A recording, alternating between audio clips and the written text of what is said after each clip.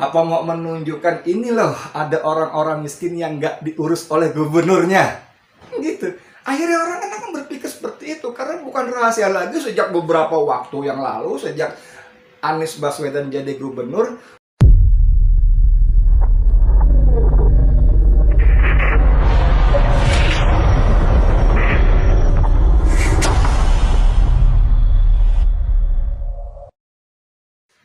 Assalamualaikum warahmatullahi wabarakatuh. Saudara, dengan saya Edi Mulyadi. Sekali-sekali kita ngomongin yang lucu-lucu boleh ya. Ngomongin FPI, ngomongin politik, hukum, Habib, aduh, masalah-masalah yang serius dan juga kayaknya juga nggak ini, apa namanya? Gini, contohnya gini. Kalau saya budak nih, nauzubillah misalnya umpamanya nih, saya budak tuli. Lalu Anda datang ke saya, Anda maki-maki saya, kira-kira apa yang terjadi? Ya saya cuek aja, ketawa-ketawa aja. Kenapa saya budak?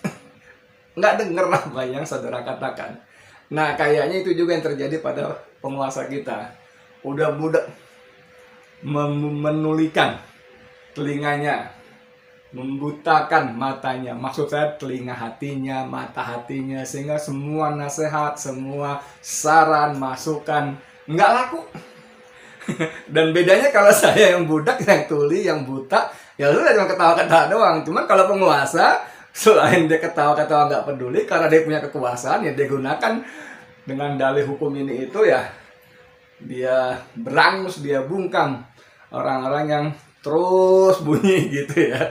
Nah, kali ini kita bicara yang lucu-lucu aja. Apa itu? Wali Kota Surabaya. Salah.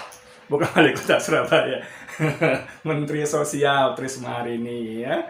Risma ini baru nyampe Jakarta udah bikin yang lucu-lucu. Bayangin aja. Dia banyak kerjaan banget sebagai mensos. Dia bisa-bisanya nyempetin pakai jurus-jurus zaman iplik-iplik, zaman kuno banget yang disebut pencitraan, segala keluyuran ke kolong jembatan lah gitu kan. Dan yang paling bikin seru lagi, dia keluyuran belusuan judulnya belusuan saudara, tapi di Jalan Tamrin dan Sudirman. Dan dengan heroik dia menemukan sejumlah gelandangan. Ibu rumahnya di mana? Bapak rumahnya di mana? Saya ikut saya ya. Aduh, jangankan netizen yang kerja di situ. Netizen kan pada bunyi tuh.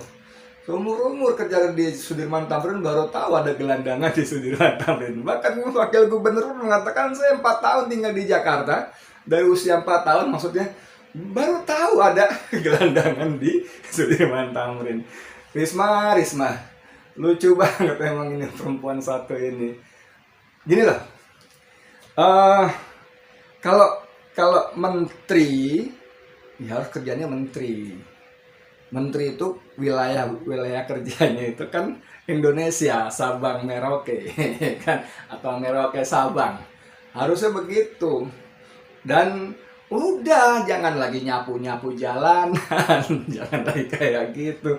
Lagi itu jurus-jurus zaman baheula, zaman jurus-jurus yang udah kadaluarsa. Risma ya, Bu Risma atau Mbak Risma, apalah siapa namanya gitu ya, mau nyapa-nyapanya. Jangan begitu. Nih, saya kasih tahu nih, nggak apa-apa kan? Saya kan sekarang kamu kan menteri saya, boleh ngasih saran, mudah-mudahan nggak seperti penguasa yang sekarang ini membuta-tulikan mata hati telinganya, ya. Menteri Sosial itu banyak kerjaannya.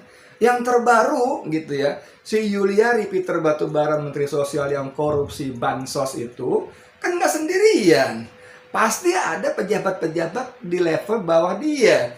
Dari mungkin mulai staf khususnya, para eselon 1-nya, eselon 2, eselon 3-nya. Itu dirapiin. Rapiin, usut, ya kan, terjunkan yang namanya inspektorat gitu kan. Beri target-target. Maksud saya kalau Mbak Risma ini mau bekerja sesuai dengan tupoksinya, beresin di dalam itu 108 triliun. 108 triliun itu alokasi anggaran bansos di bawah Kementerian Sosial dalam rangka COVID. Wah, dahsyat itu. Ya, Mbak Risma, itu serius itu. Daripada Anda Bapak tinggal di mana? Oh, mau pulang kemana? Asahan itu mana ya? Lah, kan lucu jadinya kan. Sampai kalau kita baca di media sosial sampai ada yang nulis lucu-lucuan kalau punya masalah rumah nggak punya rumah segala macam, gelandangannya tuh di Sudirman Tamrin, nanti Risma akan memberikan solusi. Kan jadi lucu-lucuan, jadi bercanda-bercandaan gitu, kasihan. Jangan gitu ya. Kemudian banjir di mana-mana di Tanjung Pinang itu banjir, urusin tuh Kemensos.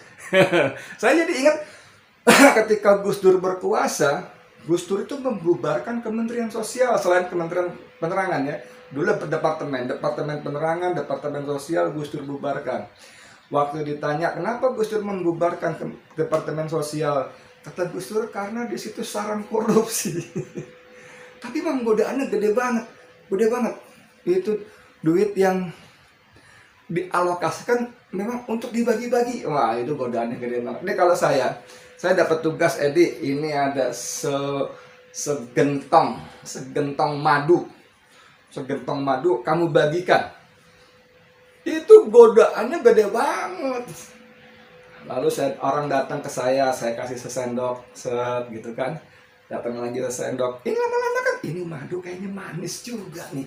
Kenapa saya mesti kasih dia? Saya nggak ikut nyicipin. Kan begitu kurang lebihnya. Bahkan sebetulnya kalaupun saya nggak hidup buat tempat saya sendiri, wadah mangkok saya sendiri, itu di bekas sendok yang saya bagi-bagi itu masih nempel itu. Jadi Risma gini, udah berhenti pencitraan itu udah zaman dulu, udah nggak laku, rakyat udah sebel, ya.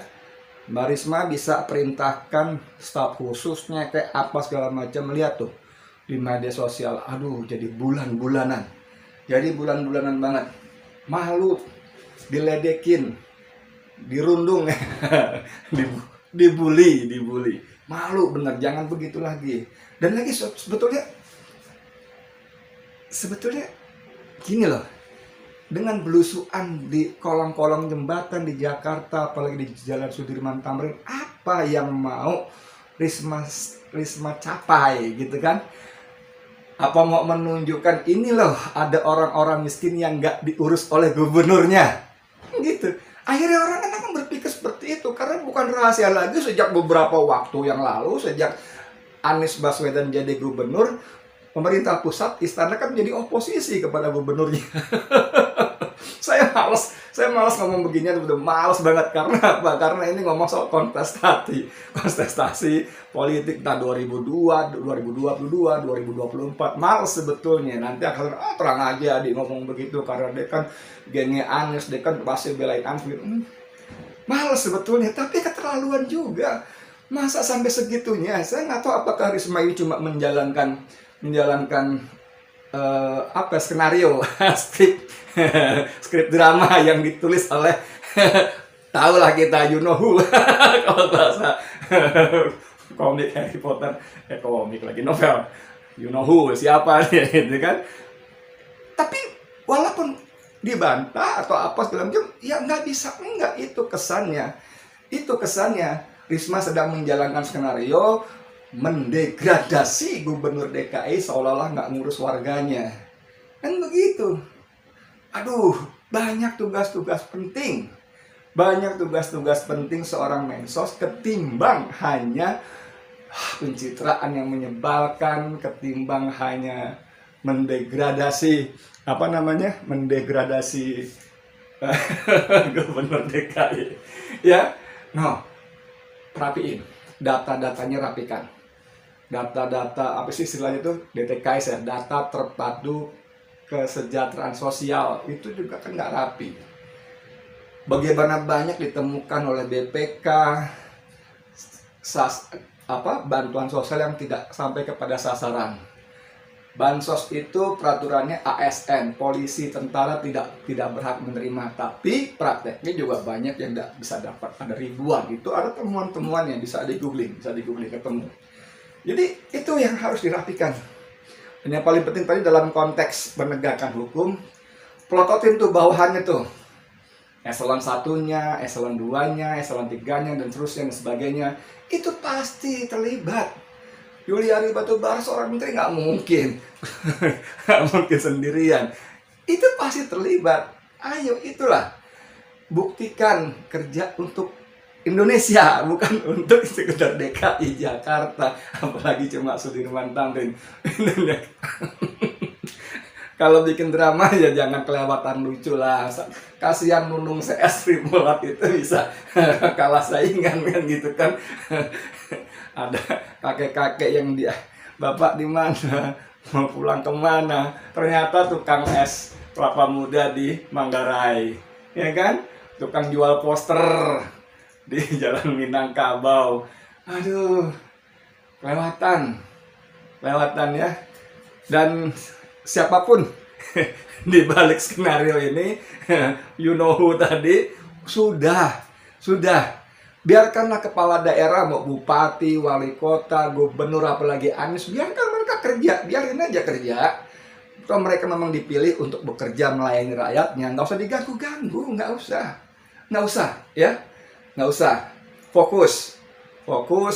Kan saya juga, kalau nggak salah gaji menteri itu 19 juta sih, memang nggak banyak, tapi ada tapinya kan, ada DOM, dana operasional menteri. Yang setahu saya itu memang nggak dipertanggungjawabkan, jumlahnya variatif, antara 100 juta sampai sekian ratus juta setiap bulan untuk operasional menteri. Tapi di luar angka yang memang nggak seberapa itu, menteri itu punya kewenangan, menteri itu punya kekuasaan. Nah itu godaannya luar biasa, ya.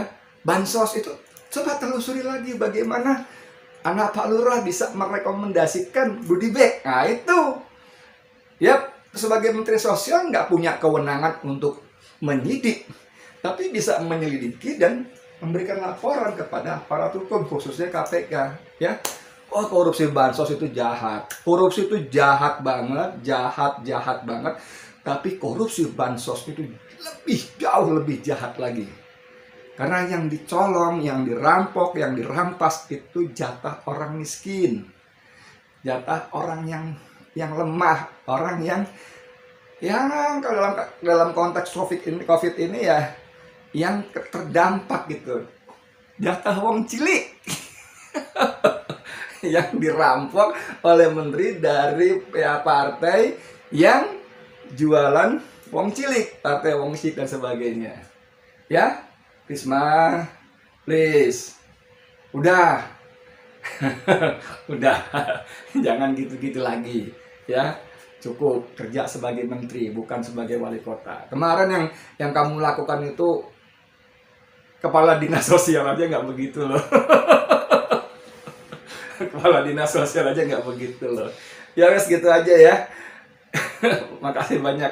Saya Edi Mulyadi untuk FNN. Assalamualaikum warahmatullahi wabarakatuh.